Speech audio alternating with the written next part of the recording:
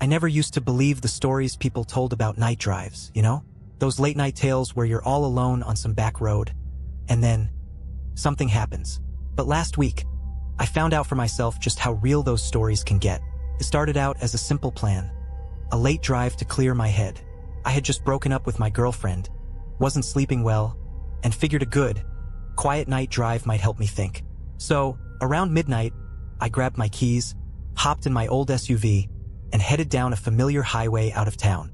After half an hour, the city lights faded behind me, and all that lay ahead were dark, open roads.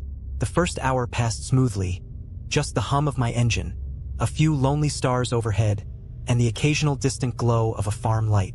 I even started to feel a bit better, like maybe this was exactly what I needed. But soon enough, things took a turn.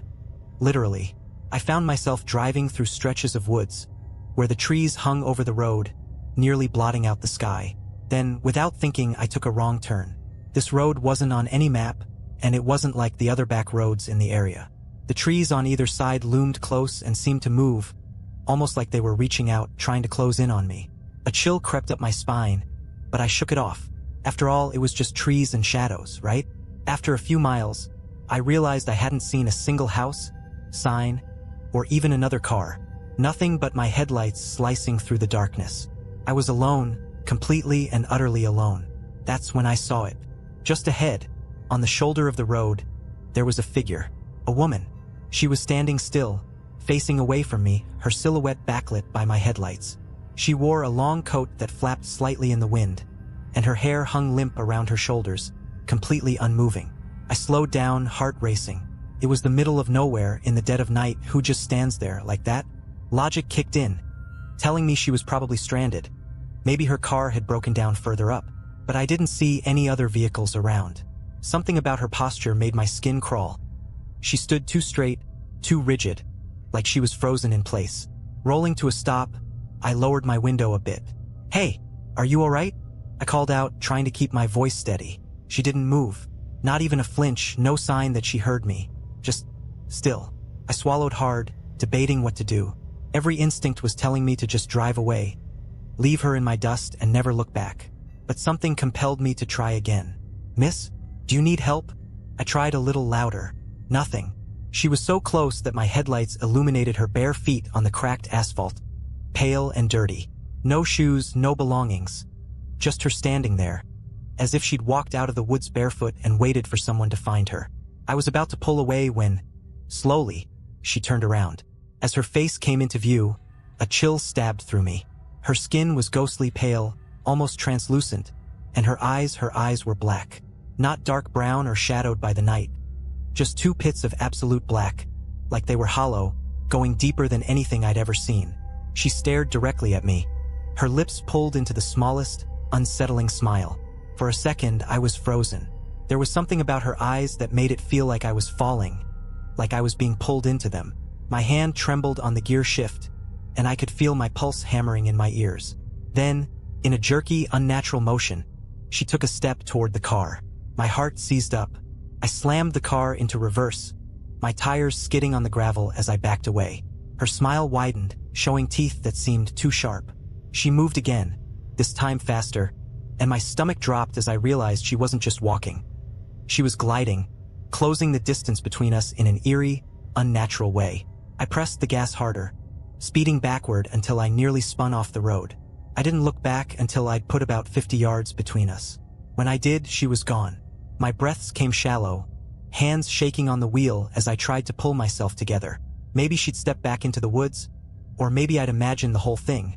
Maybe it was just exhaustion or stress from the breakup playing tricks on my mind. But when I glanced at my rearview mirror, she was there. She was in the back seat. My heart stopped. She was sitting there, perfectly still, just inches behind me, with those black, empty eyes locked onto mine in the mirror. Her mouth was slightly open, and though I couldn't hear anything over the roar of my own pulse, I could see her lips moving, whispering something I couldn't make out. In a panic, I floored the gas, the engine roaring as the SUV lurched forward, tearing down the road. My eyes flicked between the road and the rearview mirror, unable to look away from her but terrified to see what she would do next. I could feel her presence like ice creeping over the back of my neck, a bone-deep cold that seeped into my spine. Then she started moving, her head tilting from side to side, like she was studying me, her eyes never breaking contact. Her mouth kept moving, the whispering getting faster, almost frantic, though still silent, like she was speaking from some other, unreachable world. I could feel her words pressing in on me, like they were squeezing my mind, tightening around my thoughts. "Who are you?" I choked out, my voice cracking. I didn't expect an answer, but I needed something, some acknowledgement, anything that would ground me in reality. She stopped. Her mouth froze mid-whisper, and for the first time, her eyes shifted. She looked past me out the windshield, her lips parted wider, her expression changing from that eerie smile to something else. An emotion I couldn't quite place, but that felt wrong, twisted. A mixture of anticipation and hunger. And then, in a voice that was barely more than a hiss, she whispered, "You shouldn't have come here." In that instant, all the lights on the dashboard flickered and died, plunging the car into pitch blackness. My breath caught as the car plunged into darkness, every sound swallowed by the thick, oppressive silence. I gripped the wheel so hard my knuckles ached. My only focus on the shape I knew was sitting in the back seat, lurking in the darkness just behind me. Desperate, I fumbled for my phone, but my fingers trembled so much that I dropped it onto the floor mat. As I leaned down to grab it, I heard a slow, dragging sound coming from the back seat. My mind went numb. I didn't want to look, but I couldn't stop myself. I lifted my eyes to the rearview mirror, and there she was, closer now, her face inches from mine, those black eyes peering directly into me. Before I could scream, her cold hand brushed my shoulder. It felt like a frozen claw, seeping all warmth from my skin. I jerked forward, yanking the door handle, desperate to escape. But the door was locked, and no matter how hard I pulled, it wouldn't budge. Her grip tightened, her fingers like ice around my shoulder, anchoring me in place. "Let me go!" I shouted, my voice sounding weak and hollow in the confined space. She tilted her head again, that horrible smile creeping across her face as if my terror was something she could taste. "You can't leave now," she whispered, her voice low and echoing, like a draft passing through a long-forgotten hallway. "Not after you've seen me." The words echoed in my skull, filling me with a dizzying, consuming dread. I forced myself to look back at the road, praying that if I just kept driving, I'd somehow shake her loose. Then, suddenly, she leaned in close, her icy breath grazing my neck, and whispered something that still chills me to the bone. "Look outside." Against every instinct, I turned my head, and what I saw made my blood run cold. The road had disappeared. The road was gone.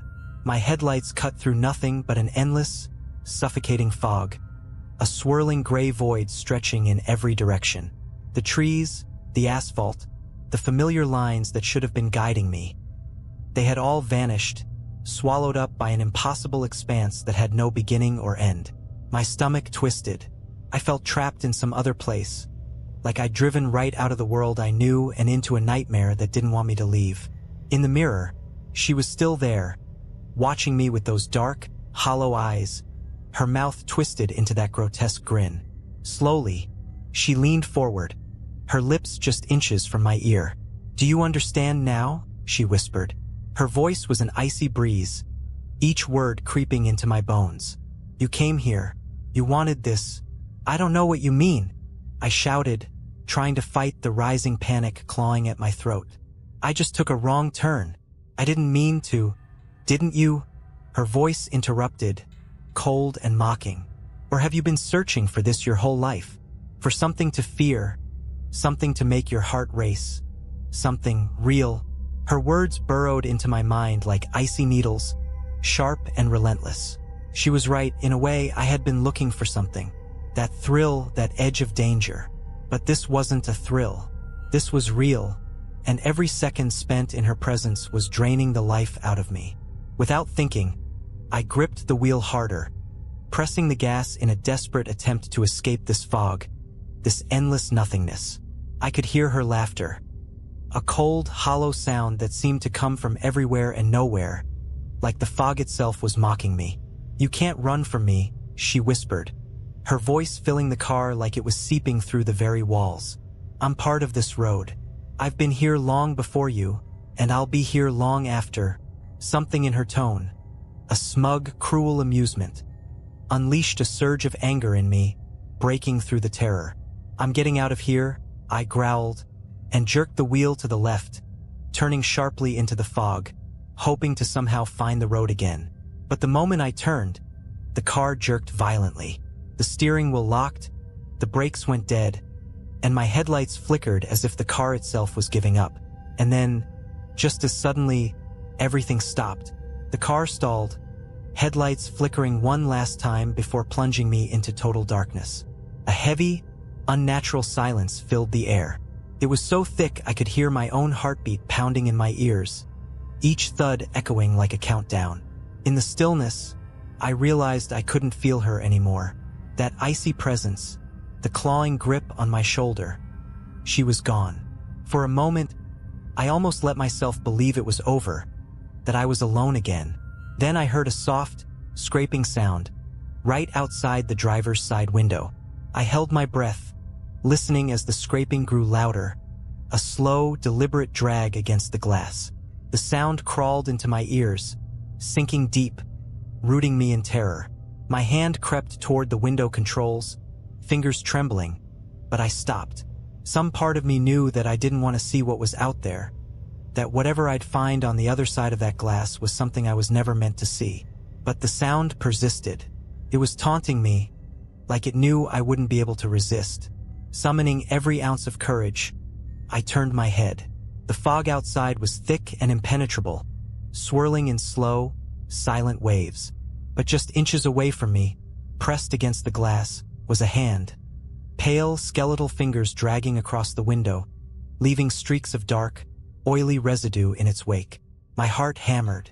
The fingers were too long, too thin, like something that hadn't been human in a very, very long time.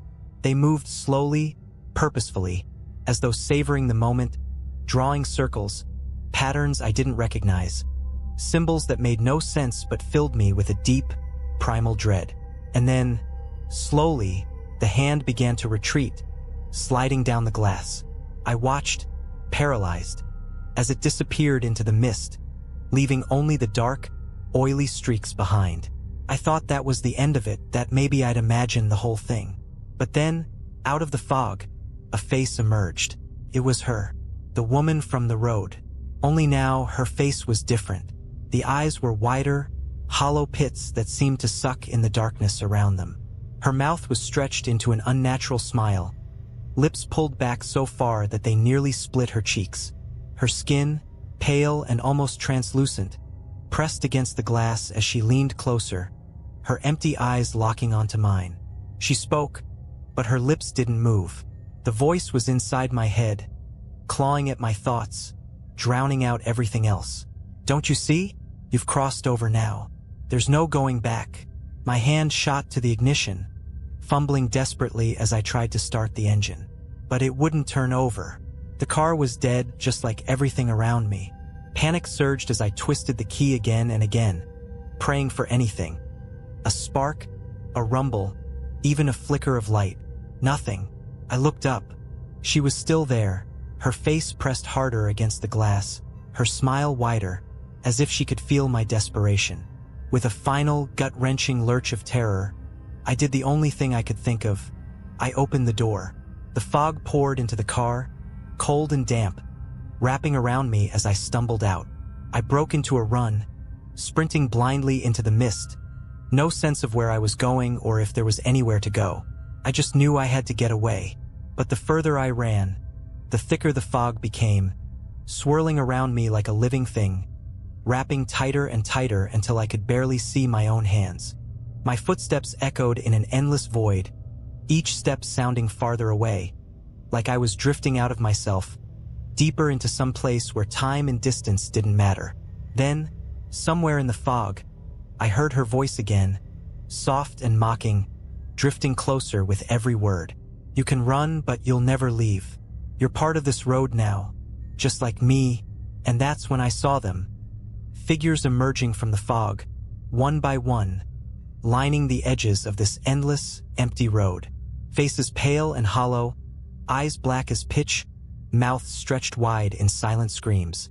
They watched me, motionless, as if they'd been waiting for me all along. I stumbled backward, heart hammering, breath coming in short, panicked gasps. I turned to run the other way, only to see her standing directly in my path, smiling that same twisted smile. Her eyes were wide, hungry, as if she'd been waiting for this moment. "Welcome to the road," she whispered, her voice echoing through the fog. "You'll be here forever." And then, everything went dark. I don't remember how long I was out. When I came to, I was lying on the cold asphalt, staring up at a sky as black and empty as her eyes had been. The fog was gone, but everything was silent. Too silent. I sat up slowly, feeling every muscle in my body ache as if I'd been frozen there for hours. My car was still there, a few feet away, headlights dim but flickering as if they were struggling to stay alive. The fog had left strange smears across the windows and body, dark, oily streaks and shapes I couldn't quite make out, but they filled me with that same deep, bone-chilling dread. Shakily, I got to my feet, glancing around.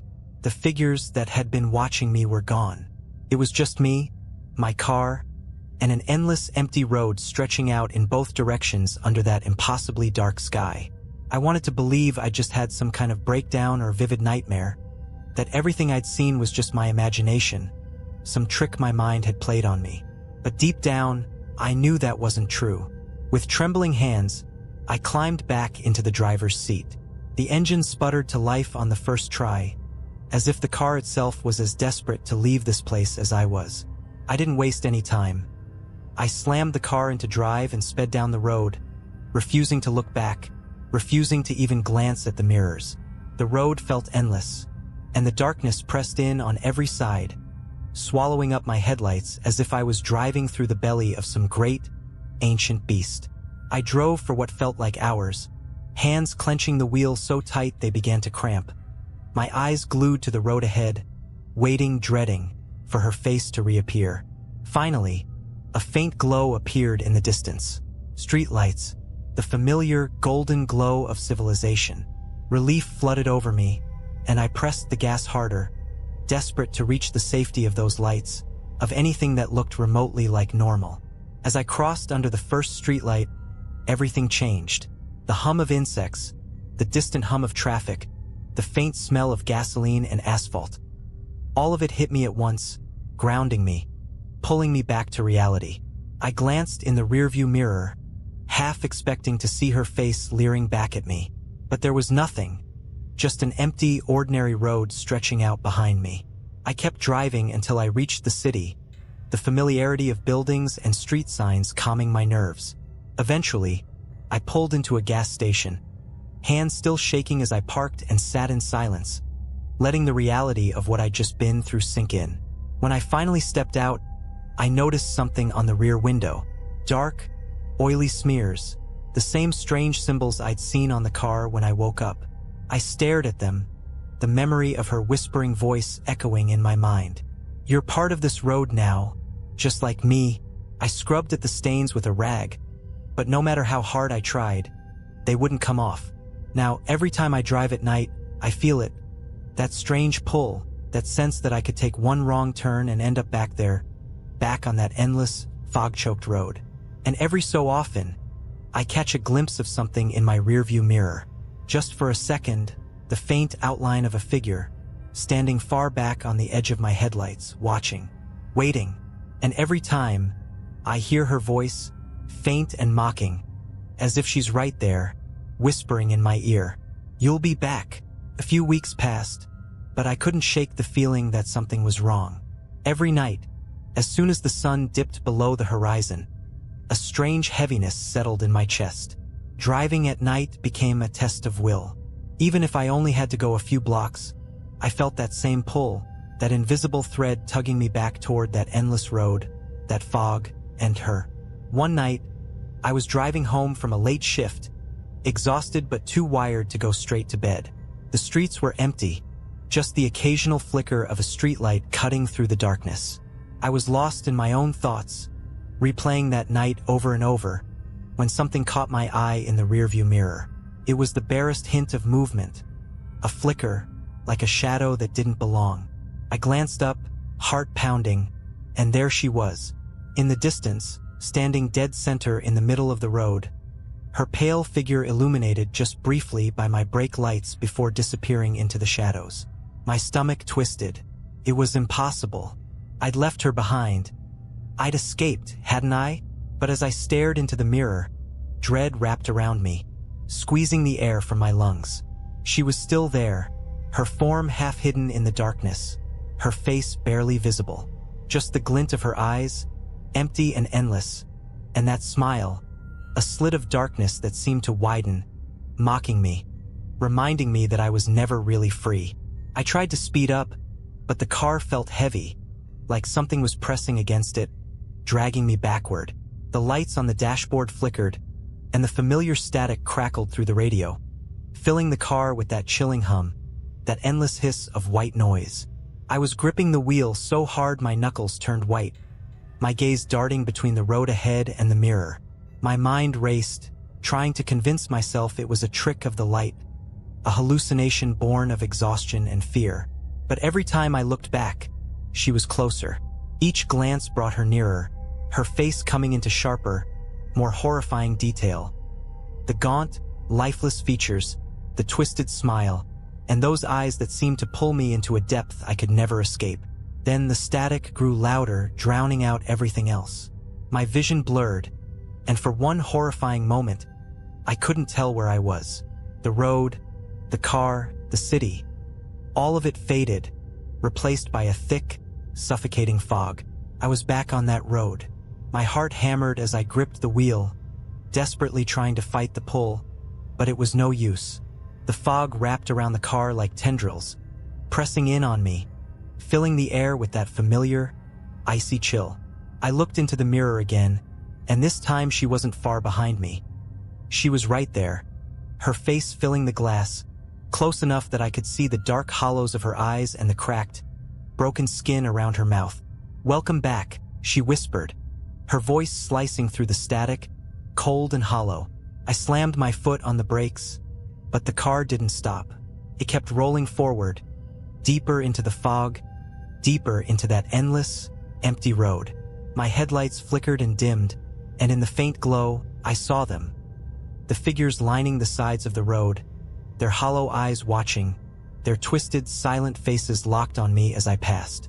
"You're one of us now," her voice echoed, growing louder, as if it was coming from inside my head. I looked in the mirror one last time, and saw her smile spread wider, impossibly wide, stretching across her face until it was nothing but darkness. And then, everything went black. When I came to, I was back on the familiar city street, my car idling at a stoplight. My hands were cold, my body drenched in sweat, and the memory of that road, that fog, and her face burned into my mind. I glanced around, hoping it was over, that I was really back. But in the rearview mirror, smeared across the back window, were those same oily symbols. Now, I don't drive at night. I can't. Because every time I sit behind the wheel after dark, I feel it. The pull of that road, calling to me. And I know that someday, whether it's tomorrow or years from now, I'll take that wrong turn again. And this time, I might not come back. But avoiding night drives didn't end the nightmares. Every time I closed my eyes, I'd see her face looming out of the fog, those hollow, black eyes pulling me into their depths. I'd wake up in a cold sweat, gasping for air, with her whisper still ringing in my ears. "You're one of us now." It got so bad that I started leaving every light in my house on at night, as if somehow that would keep her and that cursed road from finding me.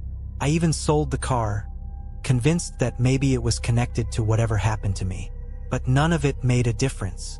The pull was still there, like a weight pressing on me, dragging me back to that impossible stretch of road.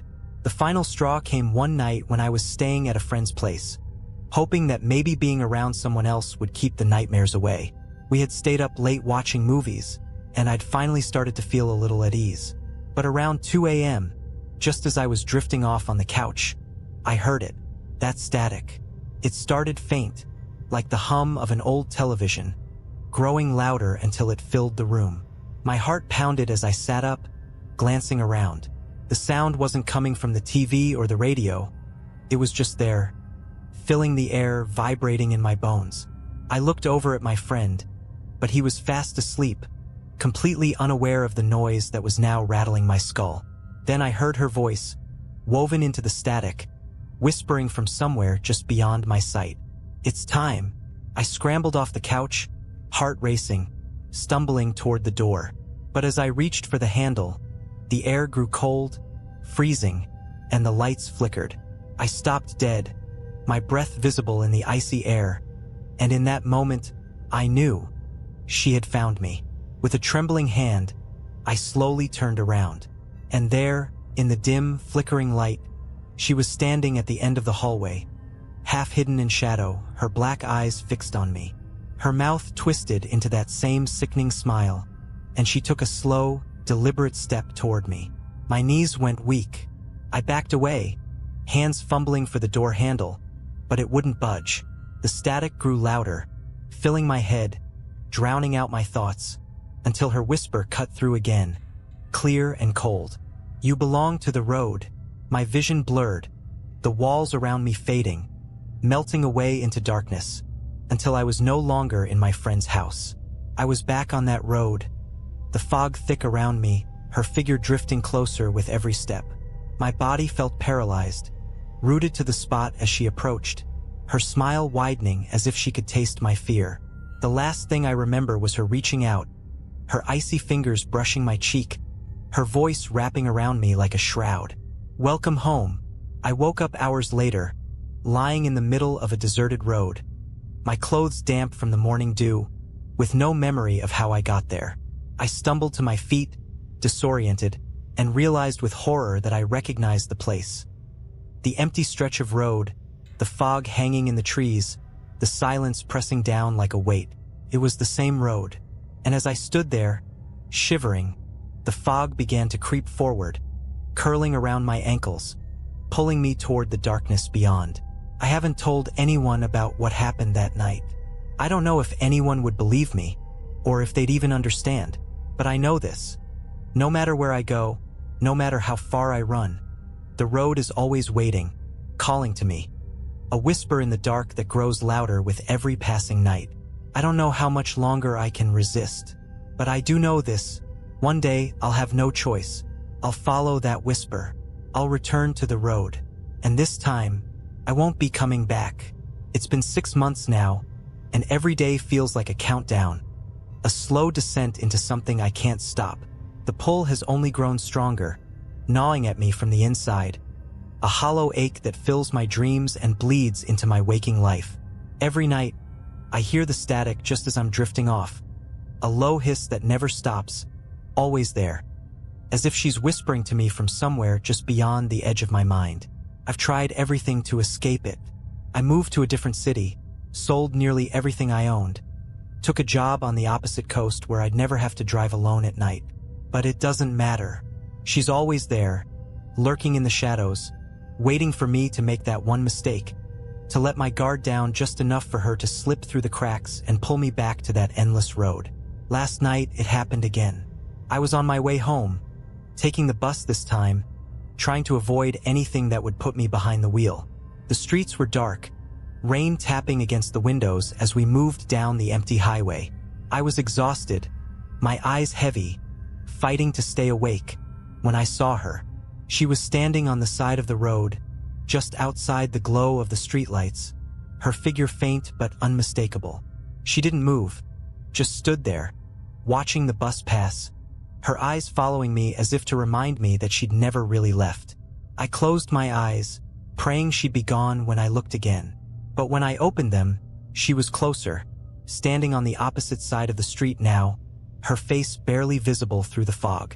She was smiling, that wide, twisted smile that seemed to cut through the darkness itself. I turned away, heart racing, hands gripping the edge of my seat, but it didn't matter. She was inside my mind, filling it with that sickening whisper, her words curling around my thoughts, taking root. "You can't escape me," she said, her voice soft and mocking. "You're part of this road, and one day you'll come back." The bus pulled to a stop just a few blocks from my apartment. I bolted out, sprinting through the rain, barely able to see where I was going, just desperate to get away from her. From that smile, that voice. I made it home, slamming the door behind me, my pulse pounding as I leaned against the wood, eyes shut tight. I thought I was safe. I thought that, at least for the night, I'd escaped her. But when I opened my eyes, I saw something that froze me to the core. There, smeared across my apartment window, were the same oily symbols I'd seen on my car that night. The dark, twisted shapes that looked like nothing and everything all at once, like they were meant to draw you in and trap you forever. And in the center, drawn in one long, jagged stroke, was a single word. Soon. That was last night. Now, as I sit here, typing this out in a last, desperate attempt to cling to reality, to remind myself that I still have a choice, I can feel her.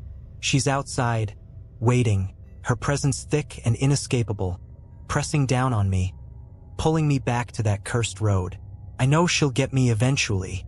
I know that one day, I'll give in to the pull and find myself back in that fog, alone with her and the endless stretch of darkness. But until then, I'm doing everything I can to stay away, to keep moving, to pretend that I still have some control over my own life. If you're reading this, if you ever find yourself out on a lonely road in the dead of night, and you see a woman standing in the shadows, turn around. Don't look back. Don't stop. Because once she's seen you, once she's marked you, there's no escape. One day she'll find you too. And when she does, you'll understand why.